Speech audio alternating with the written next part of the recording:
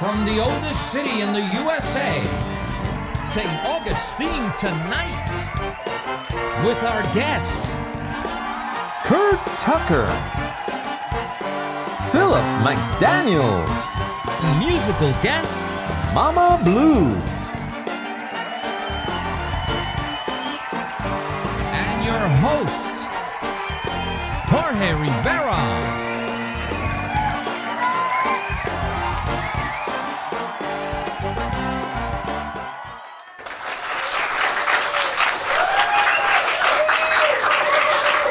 We're back for another fabulous show. We got a real big show for you tonight. Hey.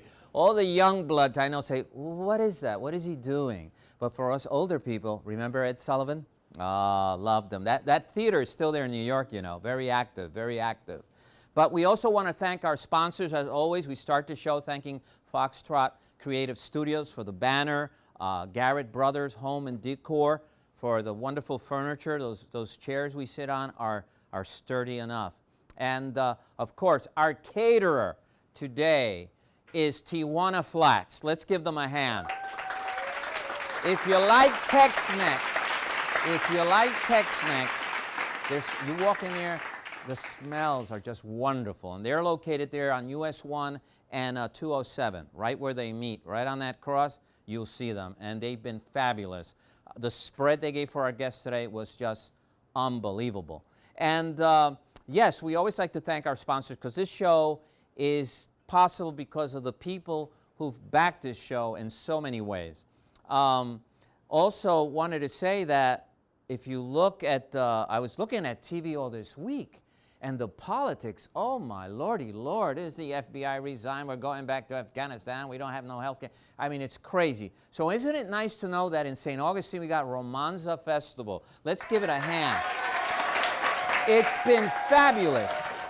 Listen, I went to a harp concert. I went to jazz, progressive jazz, flamenco guitar. I went to opera. I went to an art exhibit. I mean, it's like all these events all day for 10 days, and most of it is free. I mean, everything I went to was free. So, you know, we still got, I think, 4 days left of this festival here. Also, they're playing golf, big tournament out there in Ponte Vedra, the Sawgrass. All the big golfers out there, you know.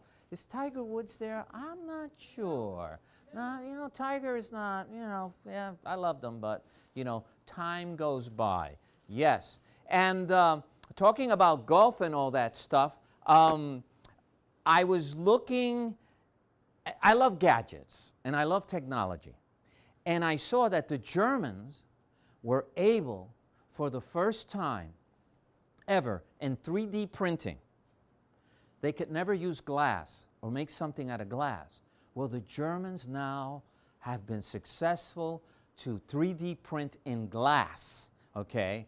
What's funny of the thing is, the first thing the Germans printed in glass, clear glass, was a 3D pretzel in glass. That's like if New York had invented this, that we do a Nathan hot dog, you know, as our first glass print. I said, you know, that's so German, a pretzel, you know, and just technology. Another thing I saw in the news, which I thought was fabulous, is in Japan, in the airport, Haneda Airport, now they're testing these little robots that are about the size of a 3-year-old. And this robot that looks like a person, he just sits there in the airport.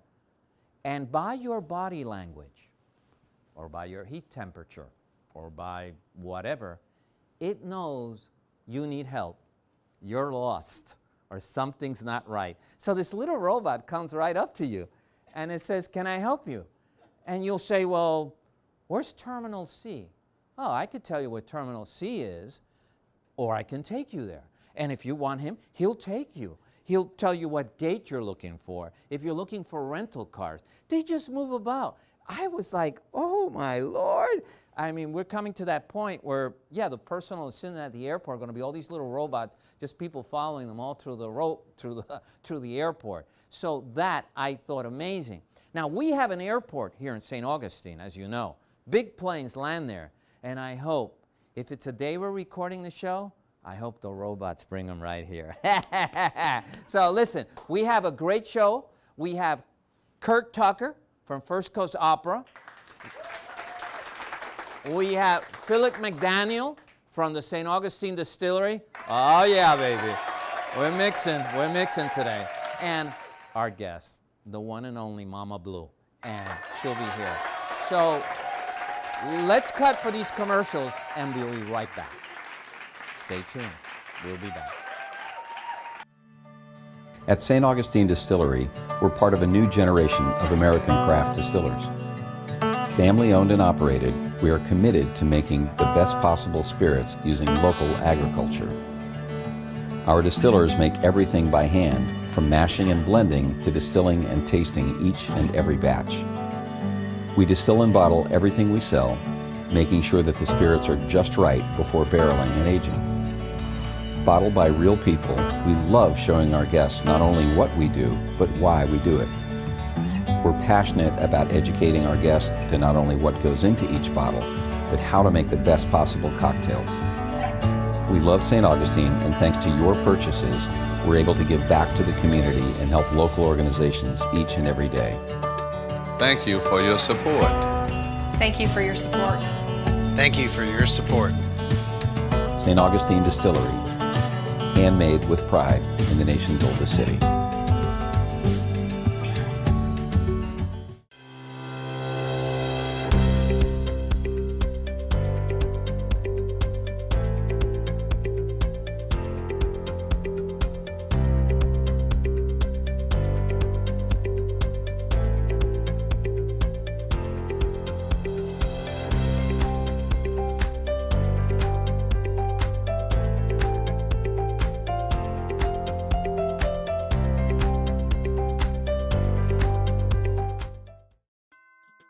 Our ingredients are mostly natural. It's palm oil, coconut oil, olive oil.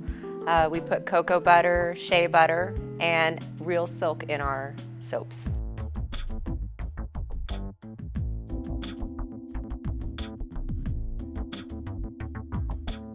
Also, it's something that's pleasing to the eye and you enjoy using it. Come visit us at Antoinette's Bathhouse. Now, we're going to start the show with a little bit of Mama Blue. Here she is.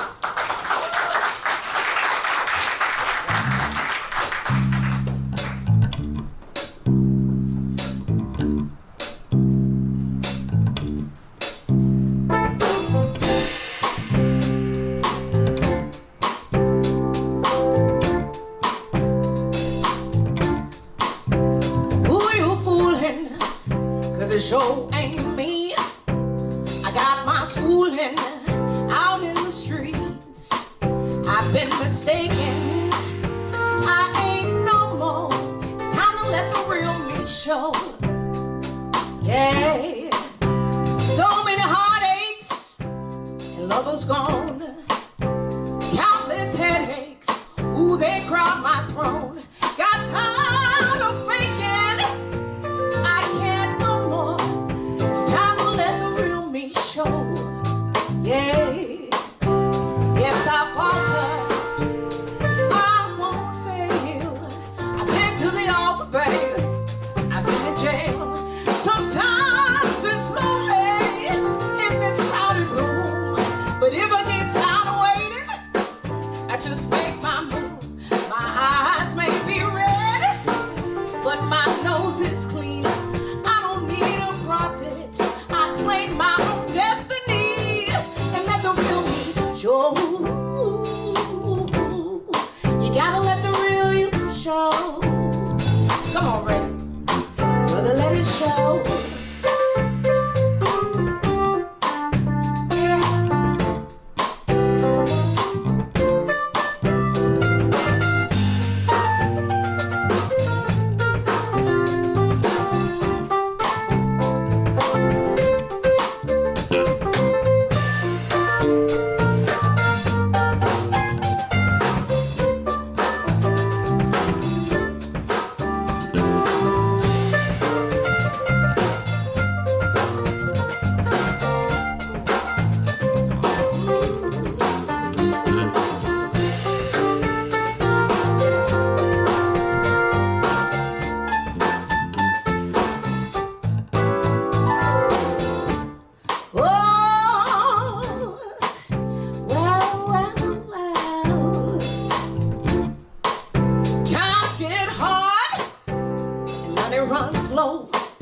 Keeping up with the Joneses, baby, ain't the way to go.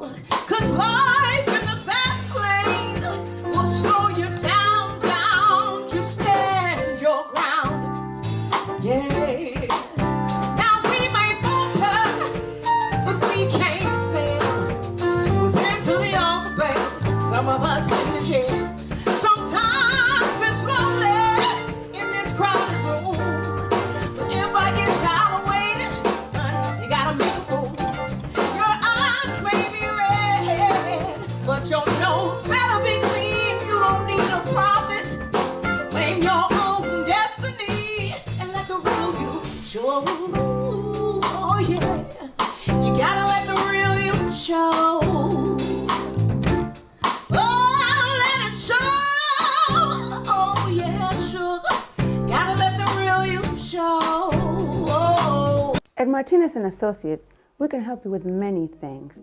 Number one is income for life throughout your retirement, which is very important. Number two would be Medicare choices, which are very confusing.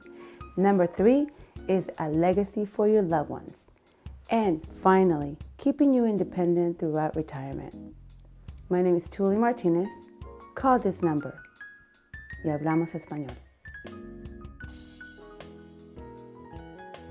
In her special way, and I just have to say, in my life, I love that woman 'cause she's more than I deserve, and she gets me where I live.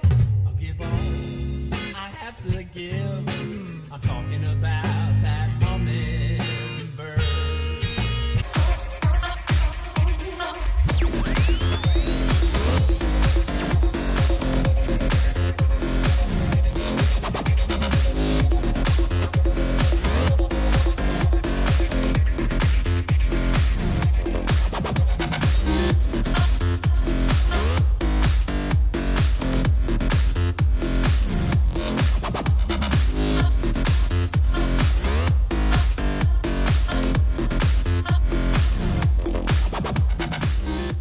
We're back after messages and the amazing Mama Blue. Yes. We have here someone very special, I think. It's Curt Tucker. It's great to have you. First Coast Opera. Great to be here. Okay. And wow, opera in St. Augustine. That is, for being such a small town, that is so hard to put in your mind. So where are you originally from, Curt? I grew up in a little town called Smithville, just outside of Kansas City, Missouri. That's how a Spielberg movie usually starts. Yeah. And so here you are. So you're a Midwesterner. Yes, absolutely. And most likely you like the Royals and the Chiefs. Royals and Chiefs, those are the hometown teams, and I've moved all around the country, but I've always been faithful to the hometown teams. All right. Yes. Well, tell me, how does a boy growing up in Smithsville suddenly say, opera is my calling? Well, you know, it evolves. I grew up in a musical family. That was probably the most important thing. My dad was a musician. He was a music teacher. He was a jazz guy. Oh, wow. He toured with Stan Kenton for a little while, so jazz and big band, which is why it's great to be sharing the program with Mama Blue. That's a little bit closer to what some of my earliest roots were. But so he was a music teacher, and he was my high school band director. I started playing brass instruments. I have one brother. He's a musician as well. And that's where it started. But somehow I started singing very early on. I sang in the children's choir at church, and I never really stopped singing from there. And, you know, so singing and voice. You told me a story that when you were in a mall or somewhere, your mom always knew where you were because... That's it. My mom tells this story. You know, we'd go to the mall and we'd be in a bookstore or something. She was a librarian. We were probably in a bookstore, maybe a toy store. I don't know. But we were in a store and I might be in a different aisle and she couldn't see me and she never worried about it because she could always hear me because I was always singing. What were you singing? Who knows? Maybe it was an actual tune. Maybe it was just something I made up in my head. I don't know. But did classical music or that whole genre of opera and classical music something that as a young age you really enjoyed? You know, I think I always enjoyed it, but I didn't really appreciate classical music probably until I went to college. Or maybe I started studying voice when I was in high school, and so, you know, once you start focusing and studying and training on something, you just get to know it better. So what did you major on when you went to my university? undergraduate major, I was in a Bachelor of Music Education degree program, and I was a voice major. Wow, wow. So voice was... Voice. So I was singing, and I sang in college, and I sang in a couple of summer programs up in New York State while I was in college. So at the beginning, I was a singer, and deep down, I'm still a singer. I don't sing nearly as much maybe now as I did once upon a time, but you know, deep down, that's really what's driven me. So if I ask you what's your main instrument, it would be voice, of course. It would be voice. Yeah. But do you play an instrument of any kind? I don't play any instruments well. Other than the baton, perhaps. So somewhere along the way, I shifted from singing to conducting as my focus and as my course of study. So I'm a conductor really by training. I did play the trumpet. I played the French horn as a music education major in college. You know, I dabbled on just about everything. Keyboards. I'm not a great piano player, but you know, you learn a little bit along the way, certainly, because it's a useful tool. So the First Coast Opera. What season is this right now? How long you guys been doing? First Coast Opera has actually been in existence. We just finished our 17th season. Oh my God! 17 years. Now, what works have you brought into the city? I mean, I saw your Madame Butterfly, and that was right. This past season, so I've been with the company 3 seasons now, and the fully staged main productions that I've done since I've been here have been Mozart's Don Giovanni.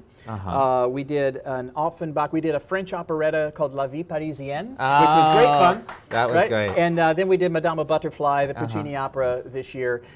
We also this year did a double bill of 2 courtroom comedies, kind of a light, fun program, Gilbert and Sullivan's Trial by Jury, with a little piece that I wrote called The Trial of B.B. Wolf. Oh, that was magnificent. That B.B. Wolf that you did? Yeah, that was stunning. I mean, it was at the Ancient City Baptist Church. That's right. And that's another challenge you guys have, is venue, because this is St. Augustine. We're a small town. Well, that's right. Venue is a challenge because the venues that are here are also difficult to schedule into. There's just so many activities going on. I mean, it's one of the wonderful things about our community. There's so many things going on, but it does make it challenging for all of the organizations to find venues to do their performances. So sometimes we'll do it in a big theater, Lewis Auditorium at Flagler College, for example. Sometimes we'll have to be a little more creative and do it in a different kind of venue, the swimming pool at the Leitner Museum or the Ancient City Baptist Church Sanctuary, or you know, lots of different places. Yes. Wherever you guys go, the show is always spectacular, you know. But how did the First Coast Opera come to the conclusion that St. Augustine was ready for opera? Well, the company, so like I say, started 17 years ago. Barbara Norris was a soprano. She was a singer. She lived here, and she and her husband started the company back at that point. And you know, I think like a lot of companies that are sort of grassroots started, you start with a small program, you put on a concert. A few people come, they actually enjoy it. You're like, hey, let's do that again. and you know, it would just grow from there, and then that might turn into actually staging a production, staging a work. And so Barbara and Anthony Fast ran the company for 10 years before they moved out of town. Right. And so they did a lot of works. They did a lot of performances during that time. Broke a lot of ice, yeah. Absolutely. And then by then there was a board of directors, and they kept the company going, and they would bring people in from time to time to put on a program. And a few years ago they decided that they needed somebody to help focus them. They needed an artistic person. And somehow or another that ended up being me. And been here 3 years and just loving it. You know, what you do is amazing. I saw also, because you guys do other stuff other than opera, you did a tribute to Piaf. Edith Piaf, yes. Oh, wow. At the Armory. At the Armory, and you guys built a stage right in the center. Right. All the tables around. Right. And you had live music.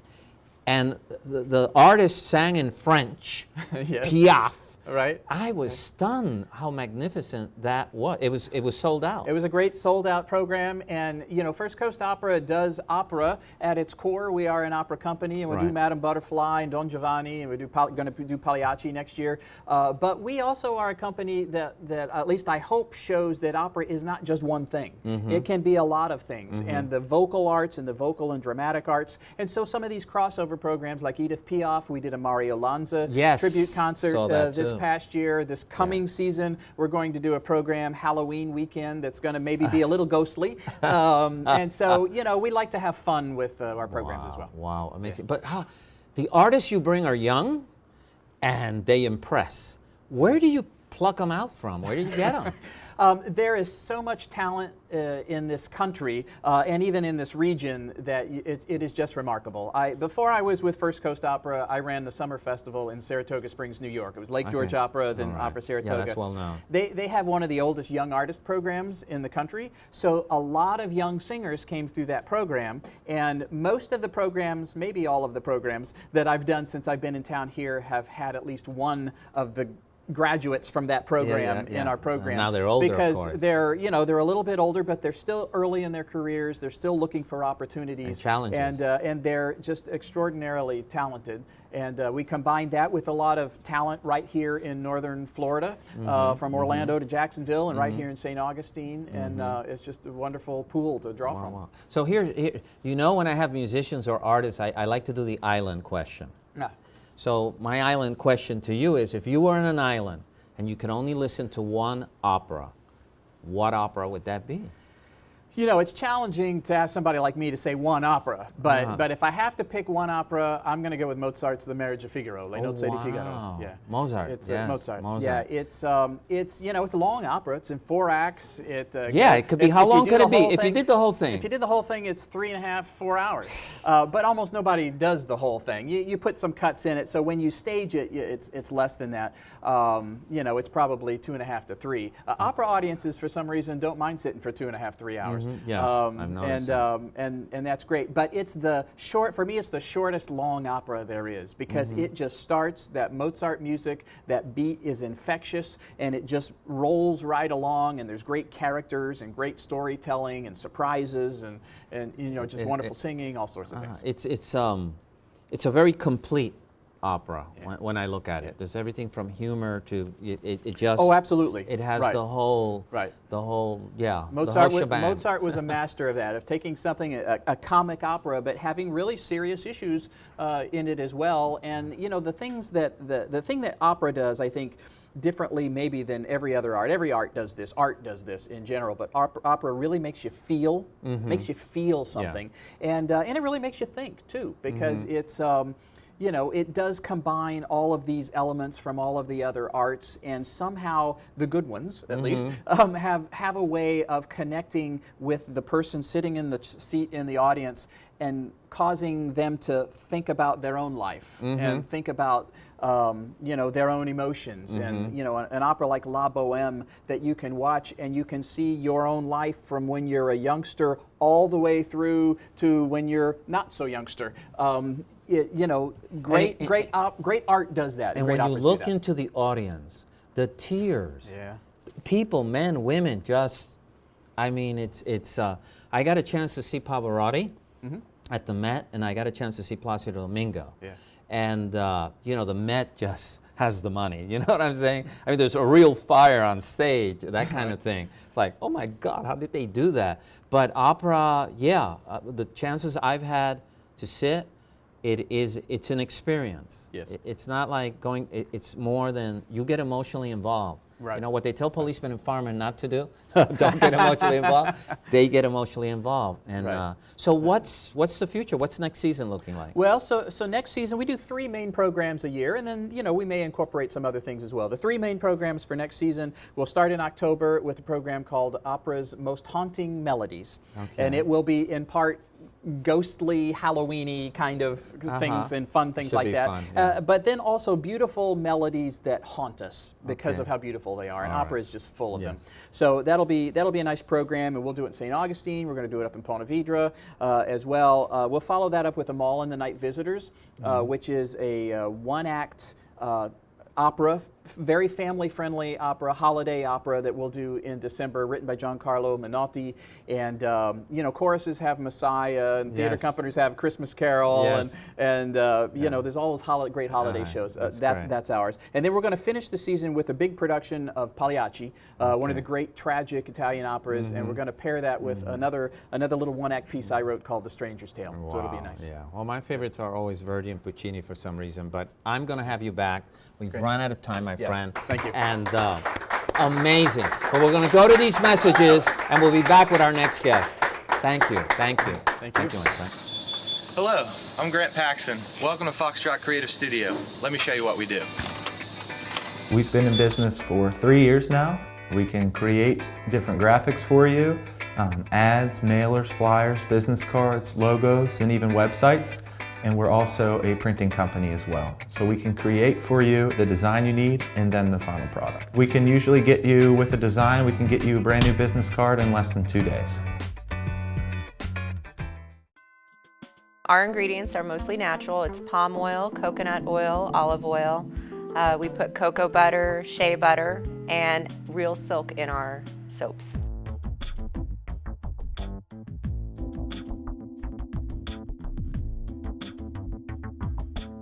Also, it's something that's pleasing to the eye and you enjoy using it. Come visit us at Antoinette's Bathhouse.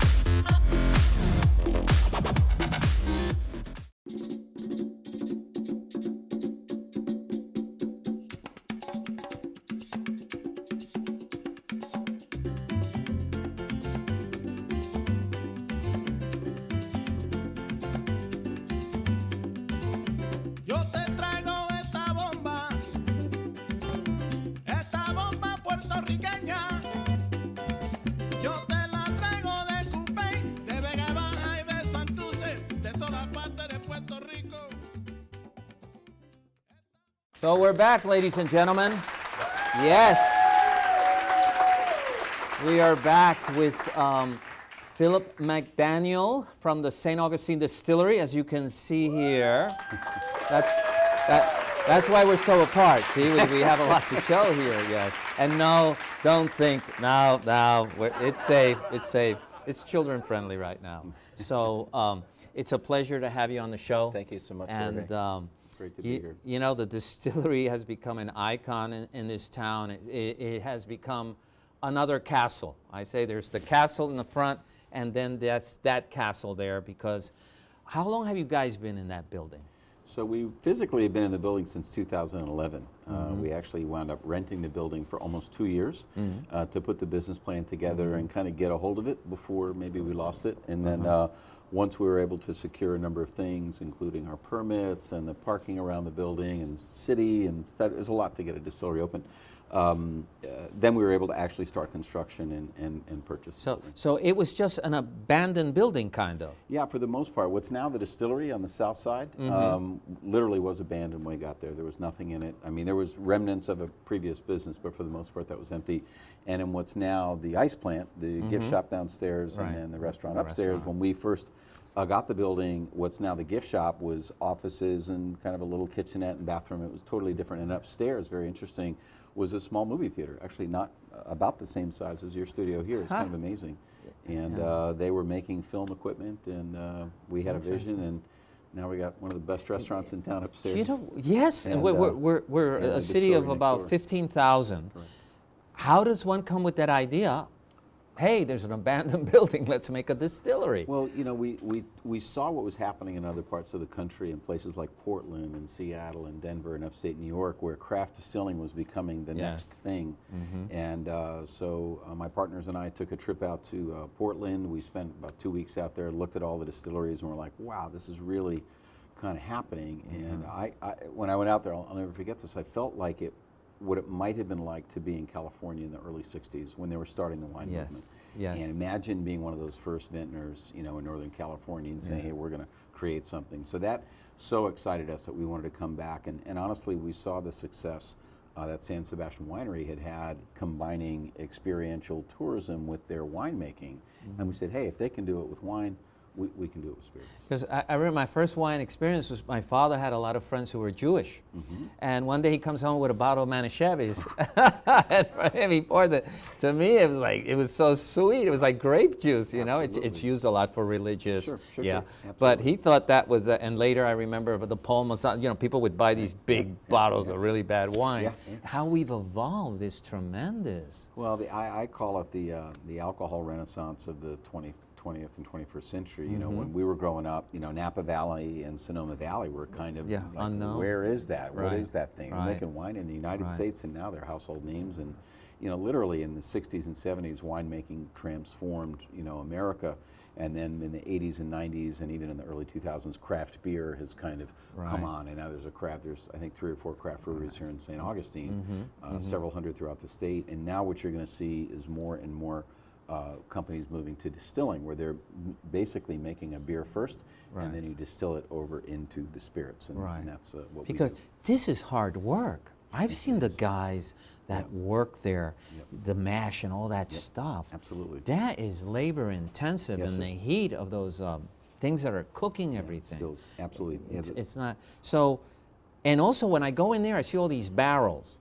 How many barrels do you go through in a year, probably? So we're averaging now about 40 to 50 barrels a month. So if you multiply that times 12, you know, whatever that winds up being, about 400 to 500 barrels a month. And for a small distiller our size, that's a pretty respectable number.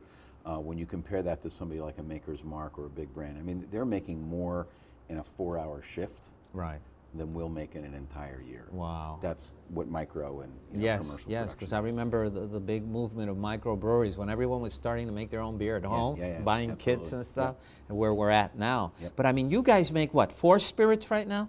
Yeah, you know, our dream was always to make a really delicious bourbon and whiskey. I love whiskey. Your bourbon, I love bourbon. This is not.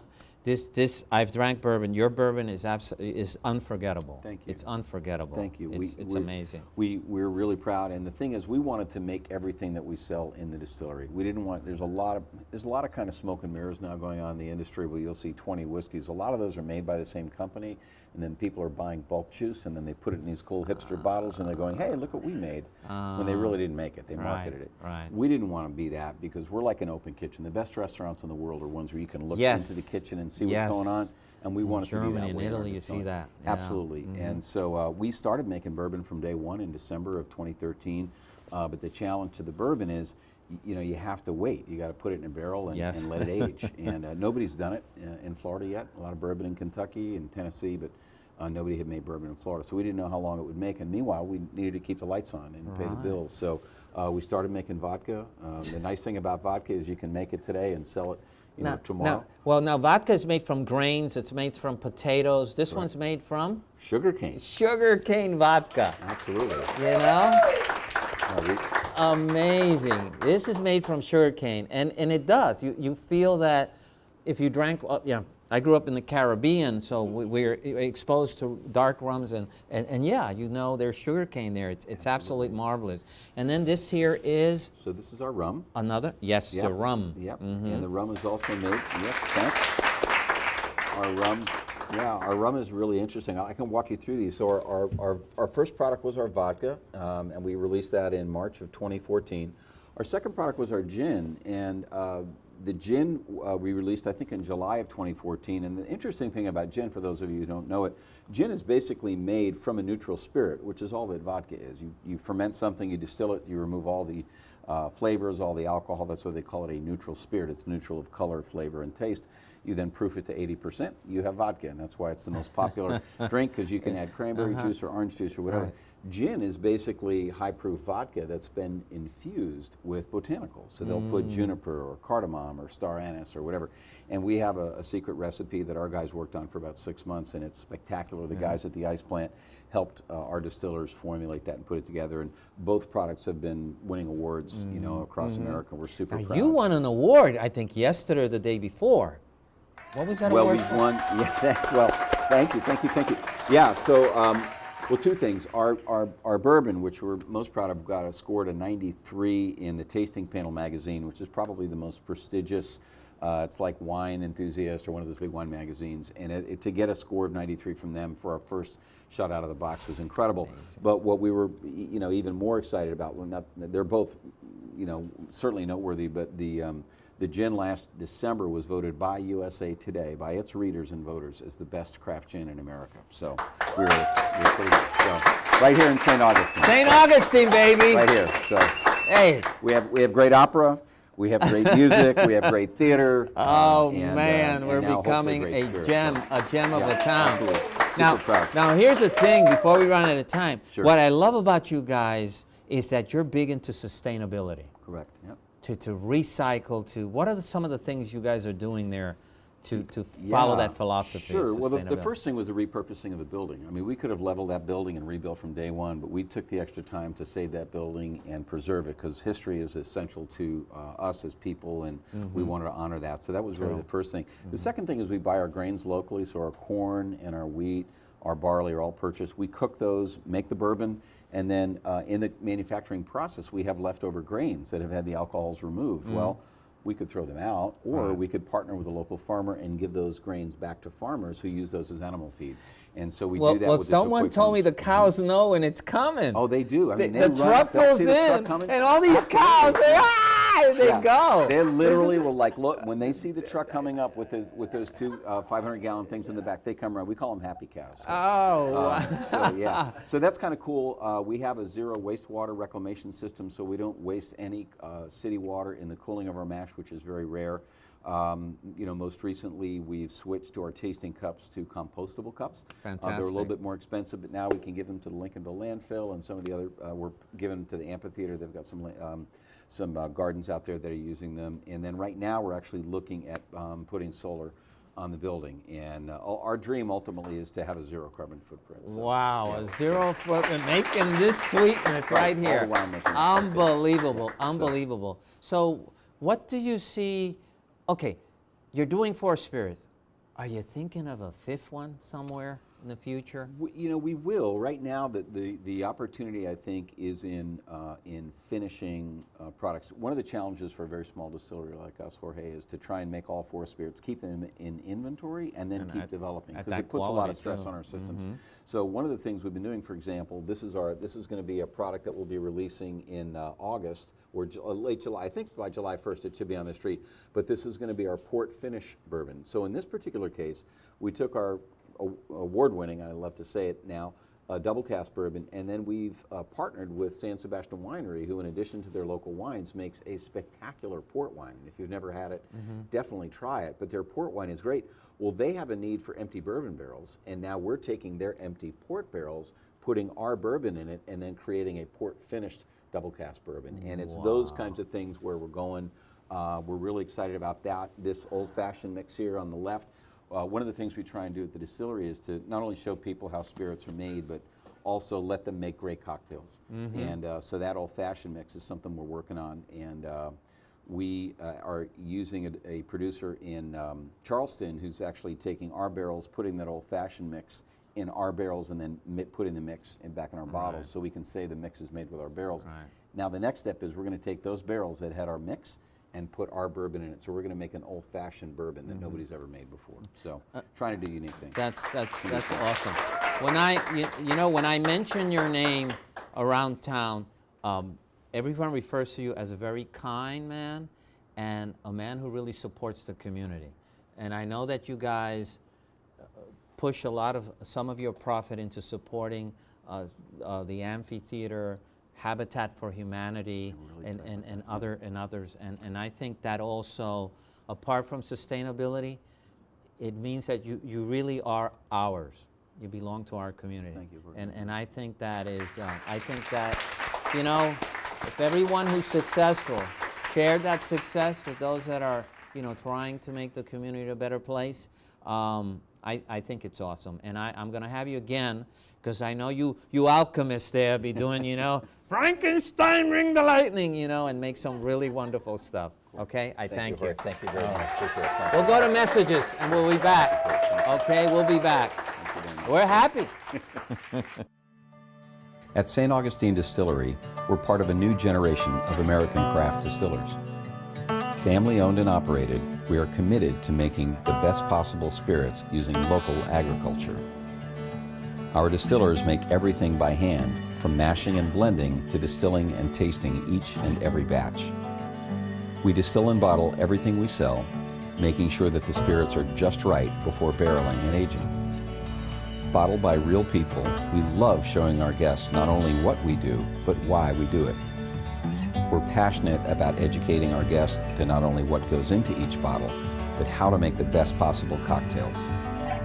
We love St. Augustine, and thanks to your purchases, we're able to give back to the community and help local organizations each and every day. Thank you for your support. Thank you for your support. Thank you for your support. St. Augustine Distillery, handmade with pride in the nation's oldest city.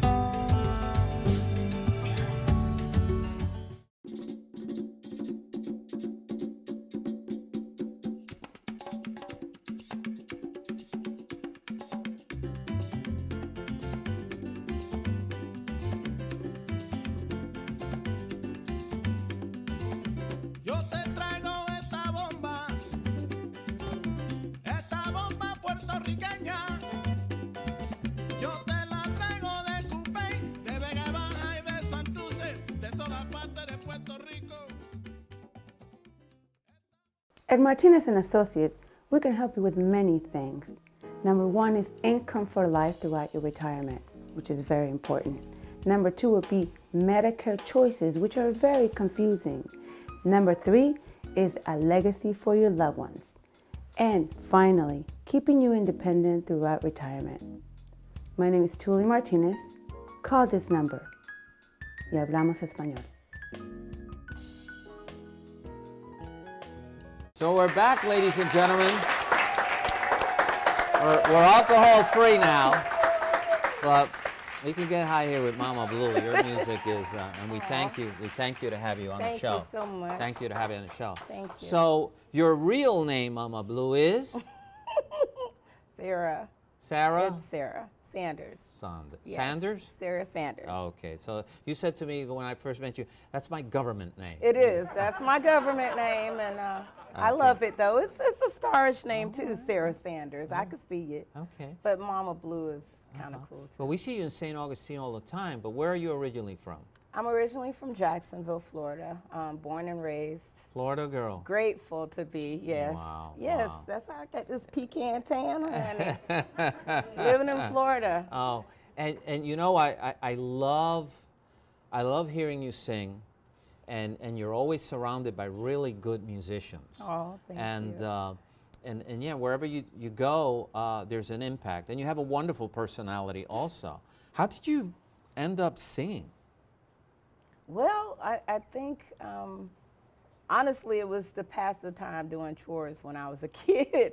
Chores and home? Chores at home, yeah, with my grandma. My mom would tell me to, and I couldn't stand cleaning the kitchen. Like, that is the worst.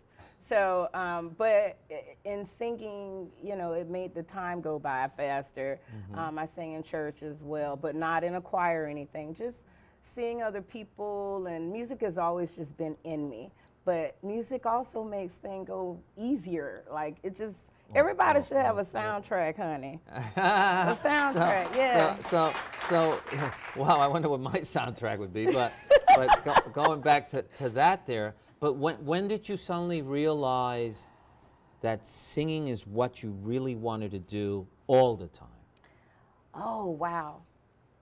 As long as I could remember. When I found out that Douglas Anderson School of the Arts was available. I watched a show called Fame. Oh, yeah, it was back big. in the day. Yeah. I ain't gonna tell y'all how old I am, but back in the day, there was this show called Fame that came on. It was about an art school, and it basically was a school for all the fine arts, ballet, you know, all kinds of dance, opera, music, drama.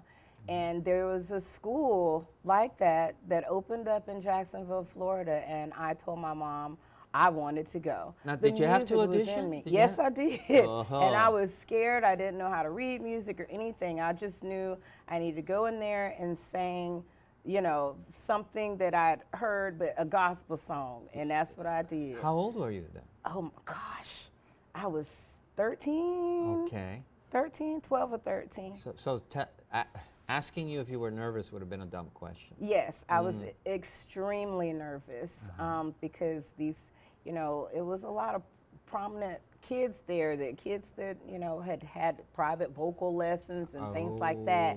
And the only thing I had privately when I was a kid was piano lessons, which I couldn't stand. You couldn't stand Couldn't stand them, honey. So you did pass the audition. You got accepted in the school. I did. And how were those years in that school? Oh my gosh, Douglas Anderson really opened up my world for me and gave me a passion, a nice foundation for what I do today. I'm grateful that I'm one of those students that got to continue to do what we started in life. I got an opportunity to play with Dudley Moore. Dudley Moore. Yes. What did he do? I was a part of the musical theater project of Tampa. It's still going on, actually, so many years later. But how old were you when you sang with Dudley Moore? He played the piano and you sang? Was that it? Yeah, 17. It was he challenged me, and he was like, he asked me if he was teaching a master class, and he said, "I heard you know how to sing jazz," and I'm like, well, I was shaking, you know, and he said, "Do you know Stormy Weather?" And in my mind, I really didn't know it that well, but I said, yes, I know it. And then he called me out. He went one more, and he says, "Tomorrow, I want you to sing it for me." Ooh. And the next day, all the night before, I was, you know, in the mirror trying to figure out how I would be, you know, how I could be sassy and remember the words. But we rocked it. We made the paper the next day, and cameras everywhere. It was really cool. It was really cool. Who else did you get to meet while you were in school? I got an opportunity to sing backup with Michael Bolton, for Michael Bolton. I also did a class with Gregory Hines, which was amazing. May he rest in peace. Yeah. I love that. He was amazing. And I got, you know, involved with some, you know, social community activities. Like I went to the the NAACP AXO Awards and won third in the nation. Wow. But also got to, you know, become kind of a student activist in my community. So I was very excited about it. I had a friend, if you love your community, you fight for it. Yes, absolutely. Yes, definitely. We all should, you know, take a page from that book. Now, have you always lived in Florida? No, actually, I moved to Europe a while back. I think it was 2000, something like. I was in college, and I found this really cute German guy, and he ended up going to Europe, and I was like, ooh, I want to go to Europe too. And I ended up in Europe. Oh wow! How long did you stay? Oh wow! We came back in 2008, so 10 years, something like that. The years are just like meshing together. But we were over there for a while. I had my daughter over there. I sang over there. We were over there when September 11th happened, which was kind of crazy. And how was the European experience? I loved it. Yes? I loved it. The Germans it. treat you good? Yes, they did. It was like we were novelties over there. They didn't give you a glass pretzel? No, it was pretty harrowing in the beginning because I remember sitting in my son's elementary school. He was in the 5th grade, and I'm like out to here with my daughter, and the principal ran in and said, "Oh, there's planes hitting, you know, attacking New York." And being in Europe, you're like, okay, what is this? What's going to happen? Where's this going so it was pretty scary. But my neighbors who were Germans, well, Europeans are so tolerant, you know, and real. You know, you are what you are, and they, you know, most of the times they accept you for it. They love jazz, baby. Yeah. Oh yes. They love jazz. And the blues. They appreciate it more than here. And I don't know, you know, and you have all these wonderful jazz musicians who went. You know, in the 50s and 60s. One of my favorite movies, Around Midnight. Yes. that encompasses that whole It does. African American experience in a Europe that's ready to listen to the jazz. Yeah, Nina Simone was huge over there, and they have all of the old record stores, and you go in, you the things you find in those records. Rod Stewart has a jazz album, okay, but no, young Rod Stewart, like 19 years old, he recorded a jazz album. I was like, wow, that's cool. But yeah, I found that they love jazz. I was, big as a house, singing torch songs in little bistros and stuff in awesome. Europe, and it was a very, very wonderful time in my life. And but I'm happy to be home. Okay. I'm happy to be. Do you miss back that home. a little bit? I do. I do. We grew up in, they grew up in like the country. That's where we lived. And you had a butcher shop, and a bakery. Yeah, like it was like Mayberry, so it was a little nice German. little sleepy town, and the kids would, run out and play in the Very snow, safe. or Very safe. and pick potatoes out of the farmer's field across the street. Yeah, we ate cheap, honey, but it was good. It was good. It was just an easy going. Like, this is the way life should be. I feel like I think that the kids growing up, just they were able to just be free and not have to worry about what kind of shoes to wear to school, and does this person like that, just ridiculous stuff. Now, who's influenced you in your music? Oh my goodness, everyone from Mahalia Jackson, of course Nina Simone, Bessie Smith, isn't she? Pearl Bailey, Sarah Vaughan. I mean, wow. it's so many. I Tina can't Turner pick is one. another Absolutely. big one that was, Tina Turner, Betty LaVette, Irma Thomas. I mean, it's just so many women and men. B.E. King, Benny King, just so many that have. music like Coltrane, who's a okay, giant. King or Curtis, Telemann Monk. Yeah, there are all these. I can't pick just one. Yeah. So, you write music too. A lot of people are not aware of that. Do you enjoy the writing of music? Yes and no.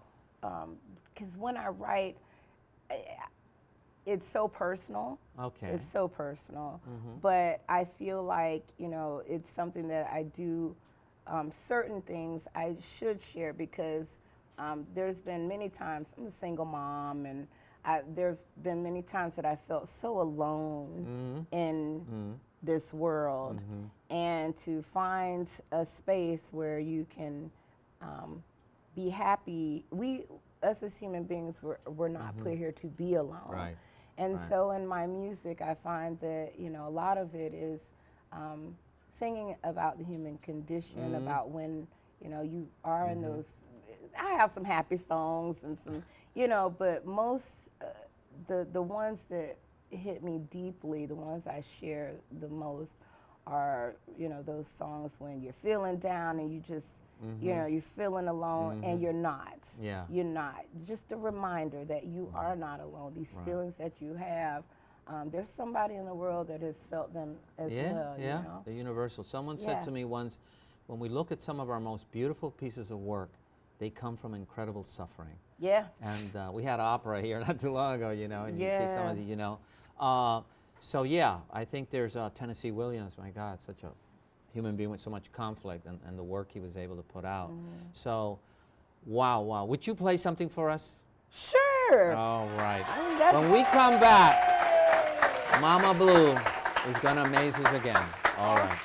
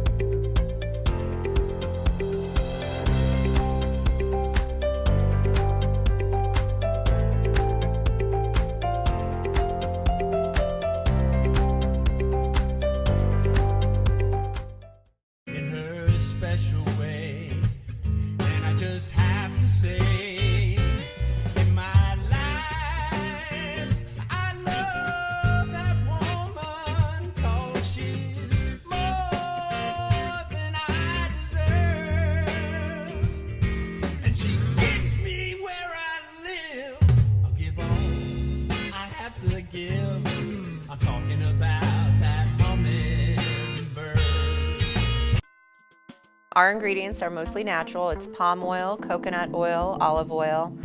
We put cocoa butter, shea butter, and real silk in our soaps.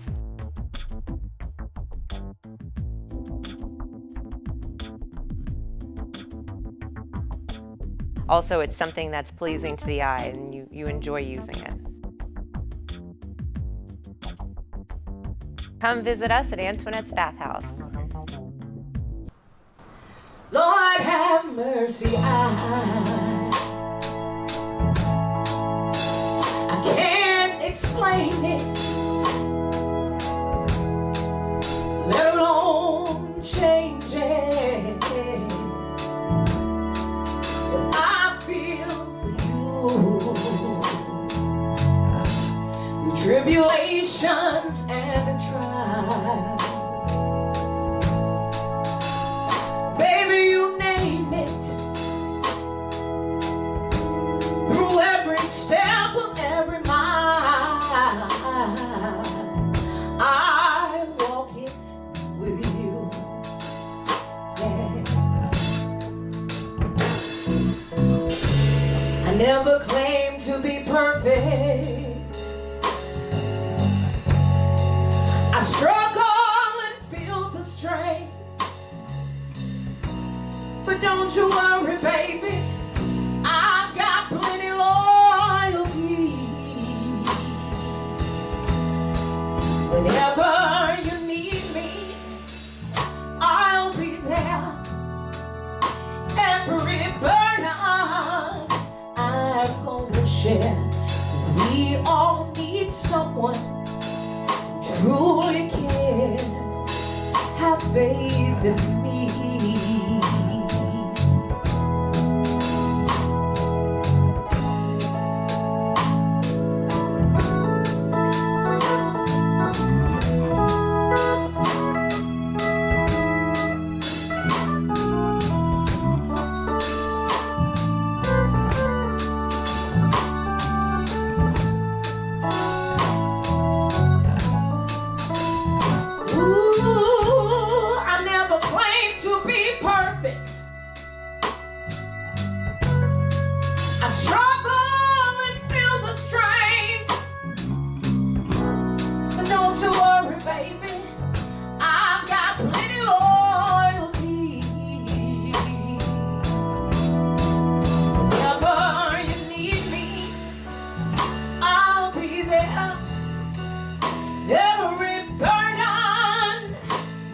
Gonna share with you, 'cause we all need someone who truly cares. Have faith in me.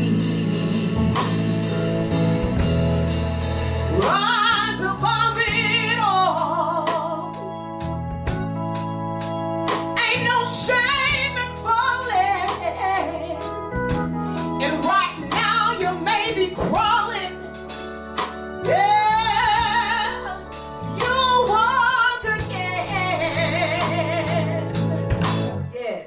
Get up, reach out.